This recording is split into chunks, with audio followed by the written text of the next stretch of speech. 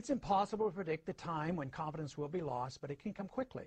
Resorting to buying other paper currencies will not be of much help.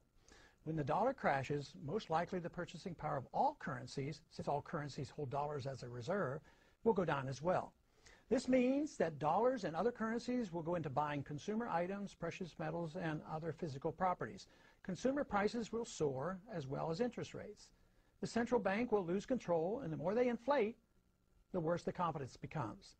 The interest rates will respond to these efforts by rising sharply.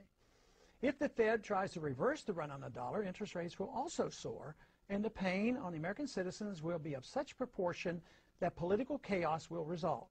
Either scenario leads to political and social chaos, the third event, and the most dangerous. With no ability of the federal government to fund its commitments, international or domestic, major changes will occur in our system. The social unrest will elicit cries for government to exert unusual force to head off a complete breakdown of law and order. The ultimate trap will be set for a system of government claiming to protect a free society. If more power and police authority are not given to the federal government, it will be argued that only anarchy will result. If more government policing power is given, it will mean a lethal threat to civil liberties. Already, we have permitted the notion that a single person, the Attorney General or the President, can decide who is an enemy combatant, thus denying that individual the right of habeas corpus, permitting indefinite detentions without charges made. This attitude towards civil liberties has changed significantly since the fear built around 9/11. Yes, I know, declaring one an enemy combatant is reserved only for the radical Muslims engaged in terrorism against the United States. To be reassured by this reasoning is quite dangerous and naive. Logic should not lead us to equate suspects with terrorists and include American citizens, and yet this has already been set by precedent. Under difficult circumstances, our political leaders will not be hesitant to use these powers to maintain order. Tragically, the people may even demand it.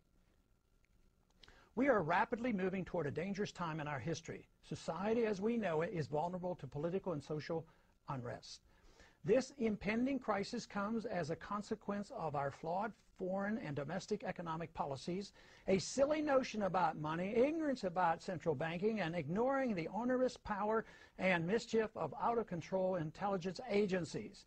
Our unsustainable welfare state and a willingness to sacrifice privacy and civil liberties in an attempt to achieve safety and security from an inept government. Dangerous times indeed. What can be done about it?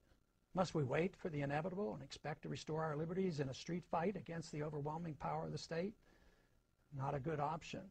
The only way that we can prevent blood from running in the streets is to offer a better idea of the proper role of government in a society that desires first and foremost liberty. And that is impossible without a firm commitment by our thought leaders to the ideas of freedom, the source of all creative energy and prosperity. An all-powerful state is the threat to that ideal. The prevailing attitude of the people, as it once was in early America, must be that of liberty and self-reliance, rather than the nanny state and dependency. Rely on the government force to mold all private choices. If this is understood, a smooth, although not painless, transition to a free society is achievable. Ignoring this option will be very destructive to everything that is dear to the hearts of most Americans. What is it that we must do? We must immediately embark on balance the budget by reducing spending, change our foreign policy to that of non-intervention, a full audit and more supervision of the Federal Reserve, leading to abolishing the Federal Reserve, legalize competition to the Federal Reserve with competing currencies, regain respect for civil liberties and privacy while reining in the CIA, wean ourselves off the dependence of wealth transfers by government, abolish crony capitalism, no subsidies, no bailouts, no regulatory or tax privileges to protect the powerful elite, especially the military-industrial complex, eliminate the income tax, the inheritance tax, and taxes on savings and dividends.